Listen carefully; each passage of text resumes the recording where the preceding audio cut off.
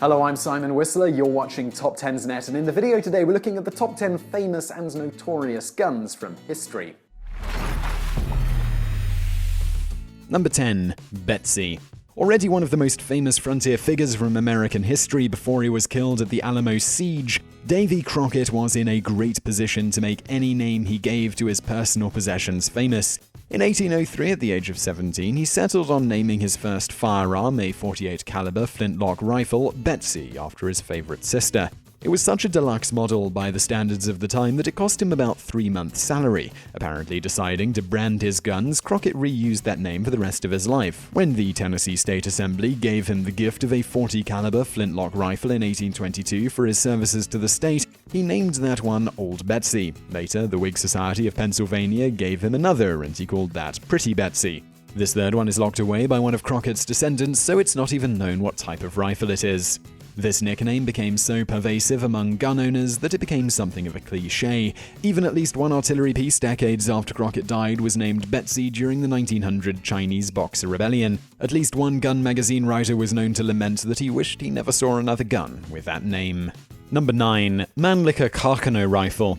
It's the gun near the center of a conspiracy theory that's still popular half a century after Lee Harvey Oswald used it to kill John F. Kennedy. Even in October of 2015, it was an international news story that a photo surfaced that showed Oswald holding the 1891 Italian rifle prior to Kennedy's assassination, since it shot holes in the theory that the rifle had been planted at the book depository by some agency to frame him. The reason it's so famous is that so many people insist the gun was an old piece of junk that shouldn't have been able to fire accurately enough to hit Kennedy twice, and which supposedly would have been just as likely to explode in his face. The fact of the matter was that the rifle was an 1891 model because it was an effective enough gun that there had never been enough reason for the Italian military to update it. During a test conducted by the Infantry Weapons Evaluation Branch of the Department of the Army, Oswald's rifle was used 47 times and judged to be as accurate as a standard issue M14 of the time. The weapon was described as being in fair condition. It was hardly the piece of garbage that it got dismissed as by people wanting to shift the blame from Oswald to anyone else. Number 8. Mons Meg. A gigantic siege cannon is truly a gift that keeps on giving, though few would want to get the gift that it gives. This particular 6-ton weapon was a gift given to Scotland's King James II by the Duke of Burgundy, eastern France, in 1454. For the next 100 years, it was put into active service with targets that included Norham Castle, which it failed to subjugate, and then it became effectively Scotland's ceremonial gun. To this day, it's enough of a tourist trap that it draws hundreds of thousands of visitors a year. Even though it's big and solid enough that in its heyday the gun could fire 330-pound cannonballs over 2 miles, it's actually a fairly delicate piece of work, as evidenced by when part of it exploded in 1681. For decades, the only maintenance anyone seemed to give it was to paint and repaint over it, which both hid the degraded quality of the metal and made it harder to preserve properly. In recent years, there's been a dispute about whether Edinburgh Castle or Dumbarton Castle should be allowed to keep this historic weapon on site. After all, there are potentially millions of tourist dollars on the line. Number 7. Ferdinand Cohen-Blind's pistol. In the 19th century, Otto Iron Chancellor von Bismarck was one of the people most responsible for making Germany the most powerful nation in Europe by the 20th century. One person determined to stop this from happening was agriculture student Ferdinand Cohen-Blind, who attempted to assassinate him on the 7th of May 1866. He fired 5 shots when he confronted the Chancellor near the Russian embassy, 2 of them with the barrel pressed against the Chancellor's chest. 2 went wild and 3 hit, but only bruised his ribs because he had on a bulletproof vest. Bismarck and others then overpowered the shooter. And for the next generation of German nihilists and anti-imperialists, he basically became a martyr. Bismarck became paranoid after the event, especially after a second attempt on his life in 1874. He collected Cohen-Blind's and the second assassin's guns as mementos and kept both loaded. At one point in 1874, during a parliamentary get-together, a guest inspecting the gun accidentally fired the last bullet. Not many guns get a second chance to kill a major political figure. Number 6. Buffalo Bill's Rifle. Although the American attempts to drive buffalo practically to extinction is definitely not one of the prouder moments of its history, it certainly drove the notorious William Buffalo Bill Cody to fame and fortune. He estimated that he personally killed 4,280 buffalo with his famous rifle, though more conservative 20th century estimates put the number of kills at 2,900. In a single day during the competition with William Comstock that made him famous, he supposedly killed 68 buffalo. Yet Buffalo Bill was no artless brute. He named his Springfield 50 caliber trapdoor rifle Lucretia Borgia of all things. Whatever the reason, according to legend, one of the many animals that Lucretia was used to kill got a small amount of revenge on the gun. During one elk hunt, Buffalo Bill only wounded one of his quarry. To finish it off, he walked over and bashed it on the head with Lucretia and in the process fractured the rifle stock. Another version of the story was that Duke Alexis of Russia went on a hunt with him, bagged a buffalo, and then threw the rifle into the air in his excitement, and his horse stepped on it. Whatever the real reason, the rifle at the Buffalo Bill Museum was left broken. Number 5. Project Babylon.